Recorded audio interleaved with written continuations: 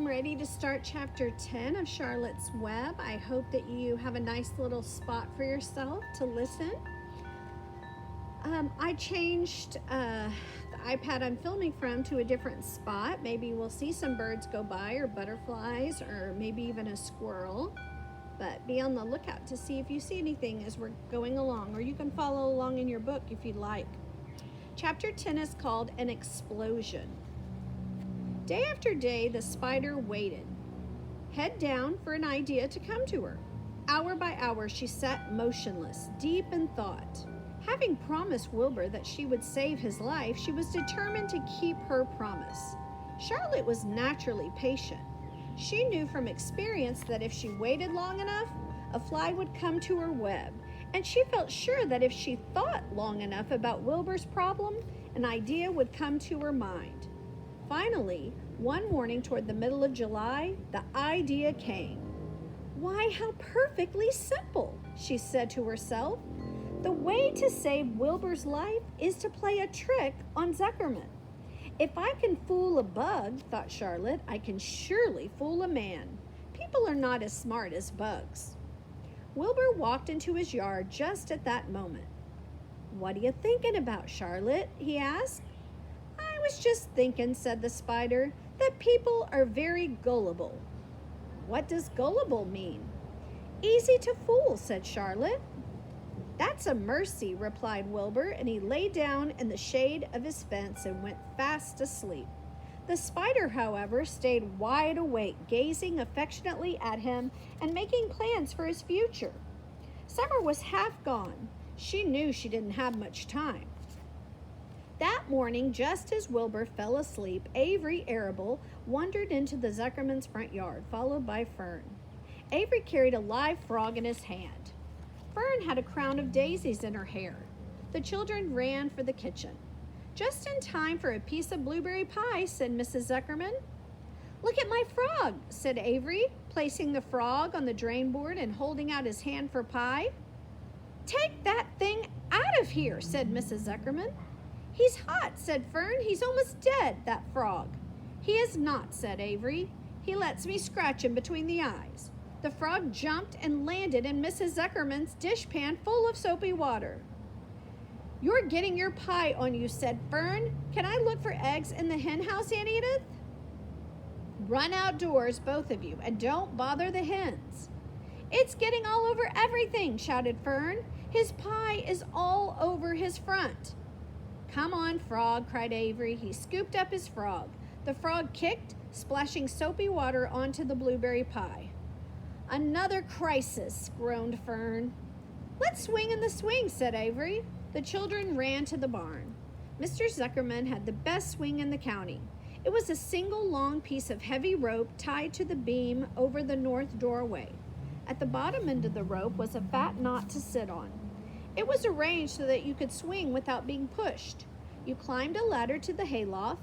Then, holding the rope, you stood at the edge and looked down, and were scared and dizzy. Then you straddled the knot so that it acted as a seat. Then you got up all your nerve, took a deep breath, and jumped. For a second you seemed to be falling to the barn floor below, but then suddenly the rope would begin to catch you, and you would sail through the barn door going a mile a minute, with the wind whistling in your eyes and ears and hair.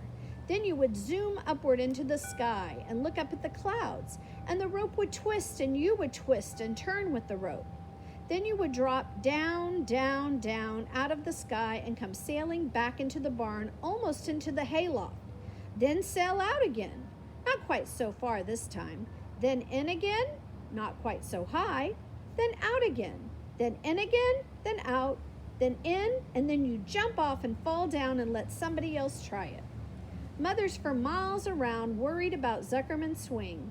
They feared some child would fall off, but no child ever did. Children almost always hang on to things tighter than their parents think they will. Avery put the frog in his pocket and climbed to the hayloft. "The last time I swung in this swing, I almost crashed into a barn swallow," he yelled. "Take that frog out," ordered Fern. Avery straddled the rope and jumped. He sailed out through the door, frog and all, and into the sky, frog and all. Then he sailed back into the barn. "Your tongue is purple," screamed Fern. "So is yours," cried Avery, sailing out again with the frog. "I have hay inside my dress. It itches," called Fern. "Scratch it," yelled Avery as he sailed back. "It's my turn," said Fern. "Jump off." "Fern's got the itch," sang Avery. When he jumped off, he threw the swing up to his sister. She shut her eyes tight and jumped. She felt the dizzy drop, then the supporting lift of the swing. When she opened her eyes, she was looking up into the blue sky and was about to fly back through the door. They took turns for an hour. When the children grew tired of swinging, they went down toward the pasture and picked wild raspberries and ate them. Their tongues turned purple from purple to red. Fern bit into a raspberry that had a bad-tasting bug inside it and got discouraged. Avery found an empty candy box and put his frog in it. The frog seemed tired after his morning in the swing. The children walked slowly up toward the barn. They, too, were tired and hardly had enough energy to walk. "Let's build a tree house," suggested Avery. "I want to live in a tree with my frog." I'm going to visit Wilbur, Fern announced. They climbed the fence into the lane and walked lazily toward the pig pen. Wilbur heard them coming and got up. Avery noticed a spider web, and coming closer, he saw Charlotte. "Hey, look at that big spider," he said. "It's tremendous." "Leave it alone," commanded Fern. "You've got a frog. Isn't that enough?" "That's a fine spider, and I'm going to capture it," said Avery. He took the cover off the candy box. Then he picked up a stick. "I'm going to knock that old spider into this box," he said. Wilbur's heart almost stopped when he saw what was going on. This might be the end of Charlotte if the boy succeeded in catching her. "You stop it, Avery," cried Fern. Avery put one leg over the fence of the pig pen. He was just about to raise his stick to hit Charlotte when he lost his balance. He swayed and toppled and landed on the edge of Wilbur's trough. The trough tipped up and then came down with a slap. The goose egg was right underneath. There was a dull explosion as the egg broke, and then a horrible smell. Fern screamed. Avery jumped to his feet. The air was filled with the terrible gases and smells from the rotten egg. Templeton, who had been resting in his home, scuttled away into the barn. "Good night," screamed Avery. "Good night. What a stink. Let's get out of here." Fern was crying. She held her nose and ran toward the house. Avery ran after her, holding her nose. Charlotte felt greatly relieved to see him go. It had been a narrow escape. Later on that morning, the animals came up from the pasture. The sheep, the lambs, the gander, the goose, and the 7 goslings. There were many complaints about the awful smell, and Wilbur had to tell the story over and over again of how the arable boy had tried to capture Charlotte and how the smell of the broken egg drove him away just in time. "It was that rotten goose egg that saved Charlotte's life," said Wilbur.